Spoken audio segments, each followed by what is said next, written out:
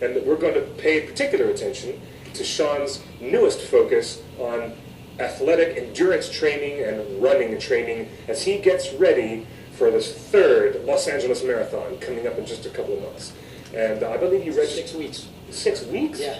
Really? 6 weeks, March 18th.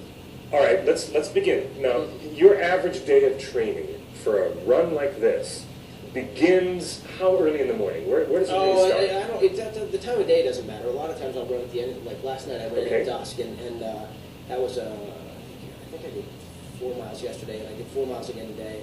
Sort of taking it easy, a little foot injury, but no, you just said 3 months, and my time would be so much better if I had more training in front of me. But yeah, no, we'll talk about it at the end. But the idea of dedicating a run is something that I've experienced a lot of other people doing. You know, a lot of people will run for breast cancer awareness or a fundraiser, or for Alzheimer's, or any one of a million things. And I never really figured out the one that I wanted. I mean, there's a lot of causes that I champion, but in terms of dedicating a race, kind of quote unquote, and I really thought about it a lot this year, and I came up with a kind of a formula for how to dedicate the race. So that'll be a little tease for the end. Okay, very good. I'm trying to even think about where, in the last 6 months, yes, I've played prison guard at Abu Ghraib. I played a mayor of an old west town. I played a henpecked husband in a kind of contemporary western. I played a preacher who takes a group of kids camping. It's a Christian movie. I played in Franklin Bash, a TV show. I was a university parking attendant who thinks he's a superhero. I just finished playing a husband and a kind of besieged husband and wife who adopt a baby, and they're stalked and stuff. So I don't know that a lot of these movies. Oh, and They're Off came out. I was really proud of that one. And Stay Cool at the DVD. Oh yes, we're looking.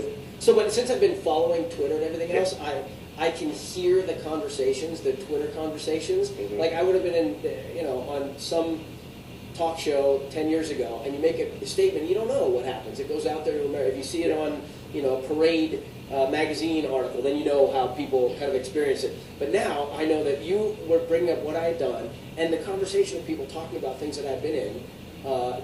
It's instantaneous.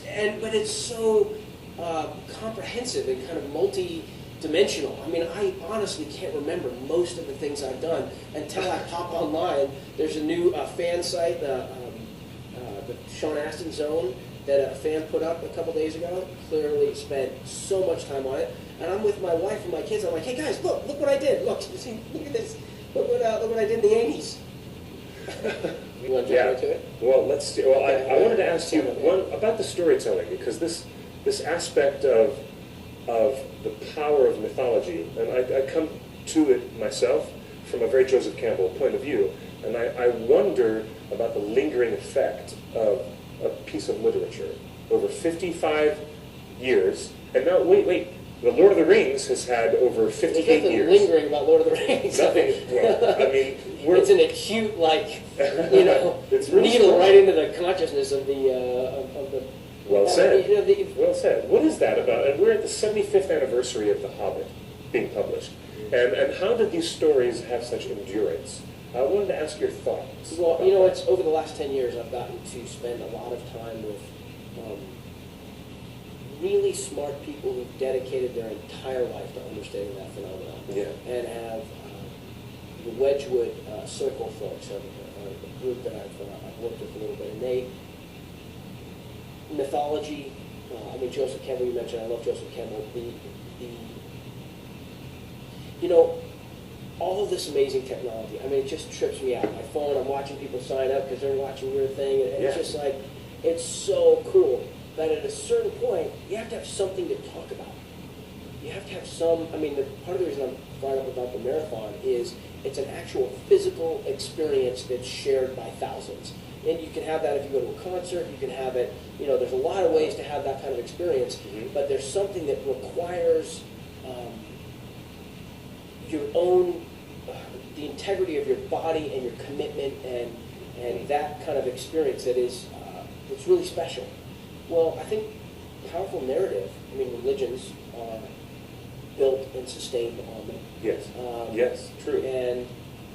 And so you have the One Ring .net, the Church of the One Ring .net, where people,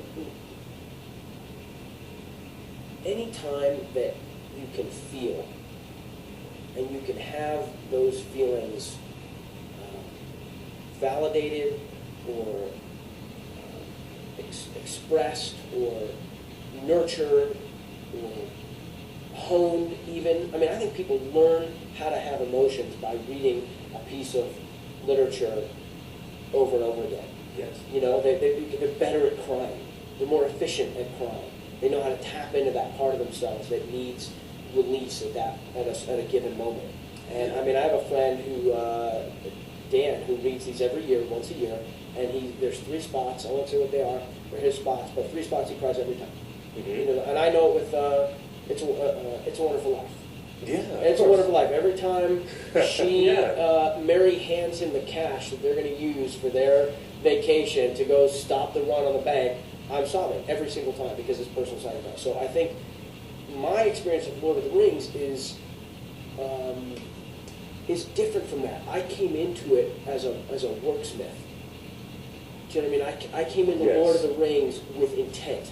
Yes. And so it's just a different experience for me than for a lot of the fans who they read it when they were a certain age. They read it with their family. They read it. It puts them in time. You know, people in their environment don't understand them, but they can go into this book and the book understands them. The story relates them. So there's any time you can have your emotions kind of captured for you, mm-hmm. and it will endure. We relate to it. We understand ourselves in that. But not from just a mental perspective. Yes.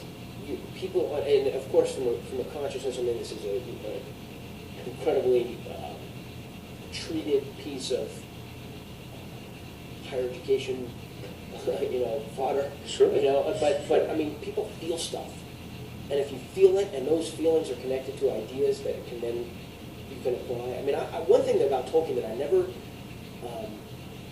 that I didn't appreciate at first was in his book of letters, which really connected me to him, more so than the story did. I love that book. It's the letters. Yeah, they're great. Incredible. Yeah, they're great. He's very funny.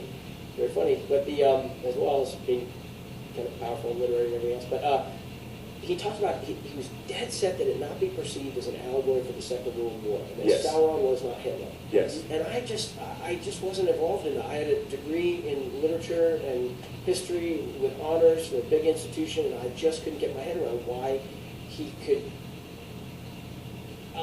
How that could be valid in any way, because his son was fighting in the war. Yes. He had fought, in World War I, yes. And it was very clear that as fascism kind of took over the planet for a minute, and so many millions of people died, and it was a direct response to that. It had to be, but I guess what he meant, or what I've kind of internalized that he's meant over time, is that you can apply it to your own time, and whether it's yes. Terrorism or whether it's the feelings that our democracy is under siege and by there's a lot of ways to look at them and interpret this world. That applicability is definitely, you're correct. You're spot on. Professor Tolkien, if I should speak of him properly, he did mean to have applicability instead of allegory be the dominant feature of the work. So those two things, yeah, the applicability factor that we're talking about, yes, and the gut check emotional reaction that people have to it, yes, those are and frankly, he spent so much of his. It's a big book, and there's a lot of stuff in there. And people, Lord of the Rings fans, that go to conventions and people who enjoy the books and. There's always something new. There's always something different. You can go back to it over and over and over and over again. You can keep finding some other little thing to focus on, and that is that's really a tribute to somebody's life's work.